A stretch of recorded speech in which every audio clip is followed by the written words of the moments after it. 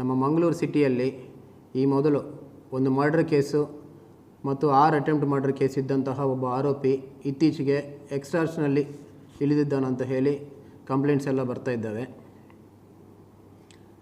Prashant alias ಪಚ್ಚು ಅಂತ ಹೇಳಿ ಇತ್ತೀಚೆಗೆ ಕೊಲೆಯಾದಂತಹ ಸುಹಾಸ್ ಶೆಟ್ಟಿಗೆ ಅಸೋಸಿಯೇಟ್ ಆಗಿದ್ದು, ಇವನು 22ನೇ ತಾರೀಕು ಅಶ್ವಿತ್ ಅಂತ ಇನ್ನೊಬ್ಬನ ಜೊತೆಗೆ ಬಜ್ಪೆಯಲ್ಲಿದ್ದ ಪಟಾಕಿ ಅಂಗಡಿಗಳಿಗೆ ಹೋಗಿ ಅಲ್ಲಿದ್ದವರೆಲ್ಲರನ್ನೂ ಹೆದರಿಸಿಬಿಟ್ಟು ಹಣ ಕೊಡೋದಿಲ್ಲ, ನೀವೆಲ್ಲರೂ ಕೂಡ ಮರ್ಯಾದೆಯಾಗಿ ಪಟಾಕಿ ಕೊಡಲೇಬೇಕಂತ ಎಲ್ಲರಿಗೆ ಹೆದರಿಸಿದ್ದಾರಂತ ಹೇಳಿ ಕೇಸ್ ರಿಜಿಸ್ಟರ್ ಆಗಿದೆ. 22ನೇ ತಾರೀಕು ಇನ್ಸಿಡೆಂಟ್ ಆಗಿದೆ. ಅಂಗಡಿಯವರೆಲ್ಲರೂ ಕೂಡ ಹೆದರ್ಕೊಂಡು ಸ್ವಲ್ಪ ಅವರಿಗೆ ಧೈರ್ಯ ಬಂದ ಮೇಲೆ ನಿನ್ನೆ ರಾತ್ರಿ ಕಂಪ್ಲೇಂಟ್ ಕೊಟ್ಟಿದ್ದಾರೆ. ಇದರ ಆಧಾರದ ಮೇಲೆ ಕೇಸ್ ಆಗಿದೆ.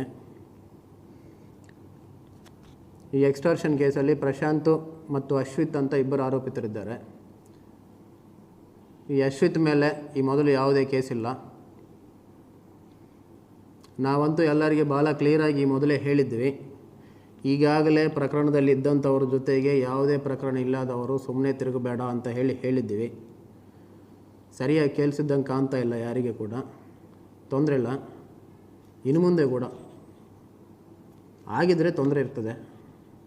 ಆಲ್ರೆಡಿ ಕೇಸಸ್ ಇದ್ದವ್ರ ಜೊತೆಗೆ ತಿರುಗಾಡಿದರೆ ನಿಮಗೆ ತೊಂದರೆ ಆಗ್ತದೆ. ಇಲ್ಲ ನಾವು ತಿರುಗ್ತೀವಿ, ನಮ್ಮ ಇಷ್ಟ ಅಂದರೆ ನಮಗೇನು ಸಮಸ್ಯೆ ಏನಿಲ್ಲ, ನೀವು ಮಾಡೋದು ನೀವು ಮಾಡಿ, ನಾವು ಮಾಡೋದು ನಾವು ಮಾಡ್ತೀವಿ.